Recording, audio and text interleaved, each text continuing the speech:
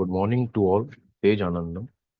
My name is Dheeraj Jain, and I am Assistant Professor in Mechanical Engineering Department, SIRT Bhopal.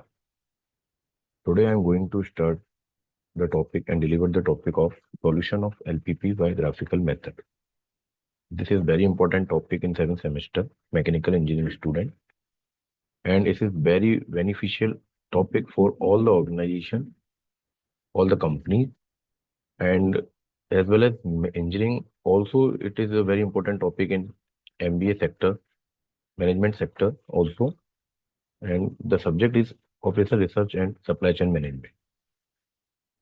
So now explaining this topic very easily. So first of all, we know that what is LPP. The full form of LPP is linear programming problem. Basically, it is a graphical representation to solve linear programming problem by visualizing the problem on a graph. This method involves plotting the constraints and the objective function on a coordinate plane to find the feasible reason or optimal reason. Basically, the meaning of this LPP is simple as finding the maximum profit और finding the lower cost. दो particular topic पर बात करते हैं, या तो maximum profit हो उस कंपनी को या उसकी कॉस्ट कम से कम लगे और बेस्ट फिजिबल रीजन निकल के आ जाए. तो पर्टिकुलर एक्स और वाई एक्सिस पर आप इस पूरे ग्राफ को प्लॉट करेंगे और वहां से मैक्सिमम वैल्यू या मिनिमम वैल्यू फाइंड आउट करते हैं. तो now moving forward, this is a solution of particular problem. Here, this is a representation of particular problem. We are taking two variable problem of LPP. So now we will discuss about steps for graphical method. So there are very few steps to solve the graphical method. The number one step is formulate the problem. Moving forward the slide, we take an example also and explain the example with solution. So first we will discuss about steps for graphical method. The first step is formulate the problem for objective and constraint function.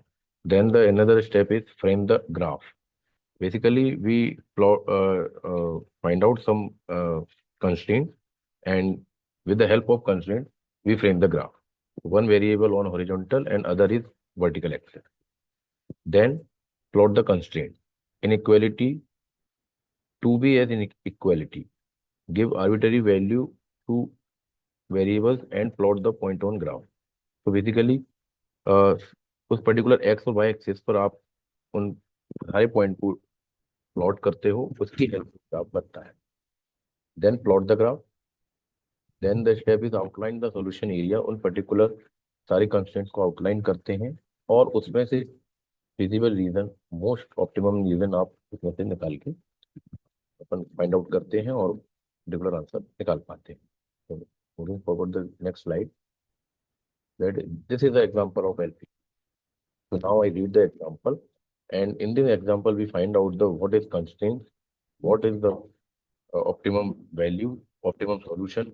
In this question, what we ask, maximum profit or minimum cost. So I read this example, then we solve this question in next slide.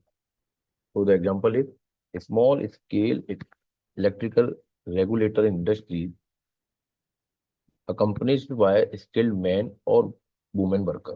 So there is two variable, man or woman, but number of workers can't exceed 11. This is a condition in this question. The worker cannot be exceeded in 11. Salary will not more than 60,000 per month. Salary का भी constraints लगा के दे दिया कि 60,000 से ज्यादा salary नहीं होनी चाहिए. Male worker are paid 6,000 per month and female workers are paid 5,000 per month.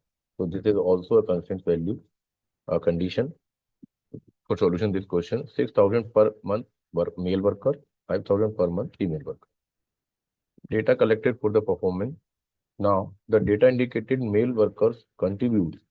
So this is a maximum optimum solution is maximum Z is condition is 10,000 per month, and the female member contributes 8,500 per month. So what we ask in this question, determine number of males and females to be employed in order to maximize total return. So in this question what we ask, maximize total return, मतलब maximum Z आपको निकाल के देना है कि सबसे ज्यादा maximum profit किस पर्टिकुलर पॉइंट पर आ रहा है उस ग्राफ में ये आप देखने वाले। Now the next, this is the solution of particular question. Step one, formulate the problem. तो the objective function is maximum z equal to 10,000 x plus 8,500 y. So in the previous slide, what we written in this question, contribute 10,000 per month and female 8,500 per month. ये condition आपको दी हुई थी। तो maximum Z आपका क्या हो जाएगा, 10,000 x plus 8,500 y. And the constants क्या क्या दिए थे आपको क्वेश्चन से समझ में आ जाएंगे कैसे इक्वेशन बन रही है।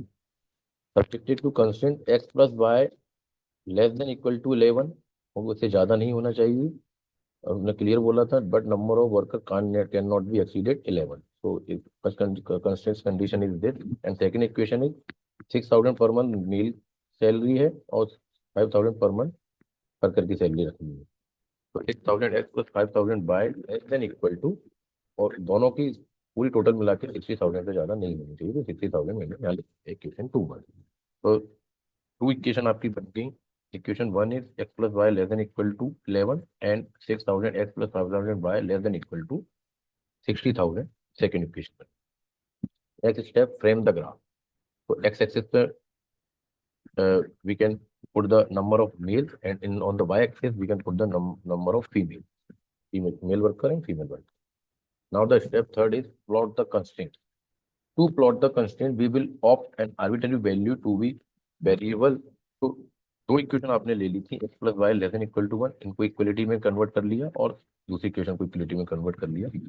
इसके बाद क्या करते हैं, पर्टिकुलर दोनों इक्वेशन में एक एक वैल्यू को, एक एक कंस्टेंट, एक एक एक्सिस को आप जीरो पुट करते हैं और दूसरी वैल्यू निकालते हैं। तो जब मैंने इक्वेशन वन में एक्स को के स्थान पर जीरो पुट किया तो बाय 11 आ गया, और बाय के पर्टिकुलर प्लेस पर जीरो पुट किया तो एक्स 11 आ गया। ऐसी दूसरी इक्वेशन में भी देख लेंगे, मैंने 1000 कॉमन ले लिया इधर पे, तो 6x plus 5y equal to 60 बन गया।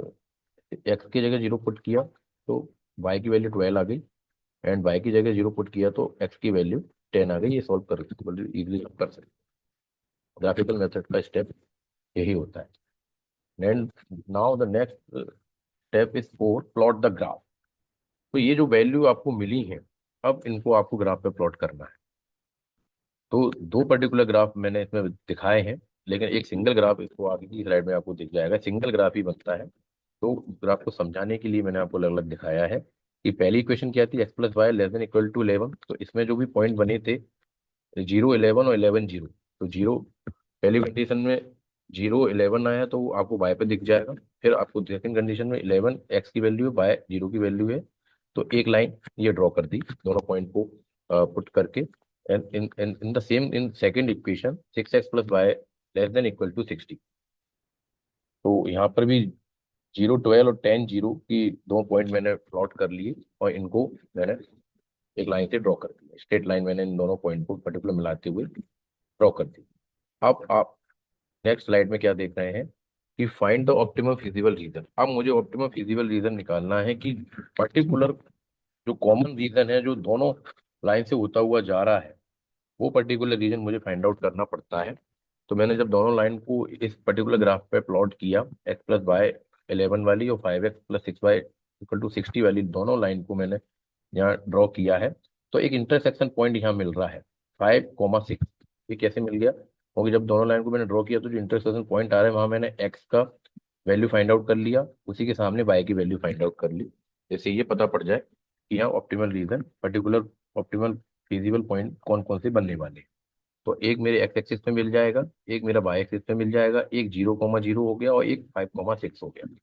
आप इन सब पर्टिकुलर वैल्यू को मैक्सिमम जेड जो आपने सबसे पहले फाइंड आउट किया था, maximum Z equal to 10,000 x plus 8,500 बाय में, इसमें सारे एक्स और वाई की वैल्यू पुट करते जाएंगे। तो ये मेरे पॉइंट मिले हैं। तो नेक्स्ट स्टेप में आपको दिख रहे हैं, mark all optimal points. So I can mark the 0,0, I can mark the 10,0, I can mark 5,6 and in this point I can mark 0,11. तो हर पॉइंट पे आपको एक्स वाई की वैल्यू मिल गई है। अब इन दोनों वैल्यू को मैक्सिमम जेड में पुट करेंगे और ऑप्टिमल रीजन और maximum optimal region find out करेंगे, सॉल्यूशन फाइंड आउट करेंगे। तो in the step 7 substitute and find solution.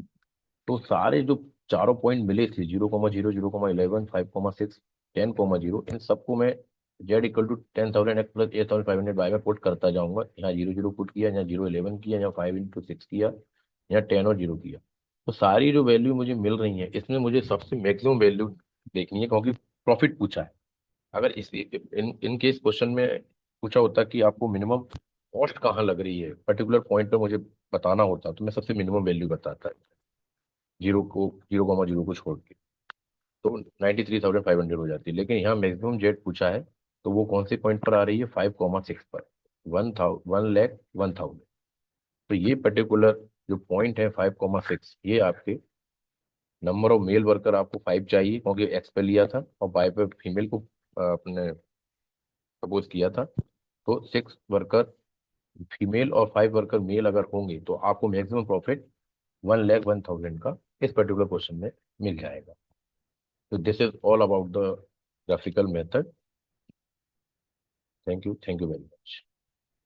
I hope you understand this graphical method, and I also send some question related to the graphical method. You can solve it, and if any doubts, so ask me anytime in the college SIRT.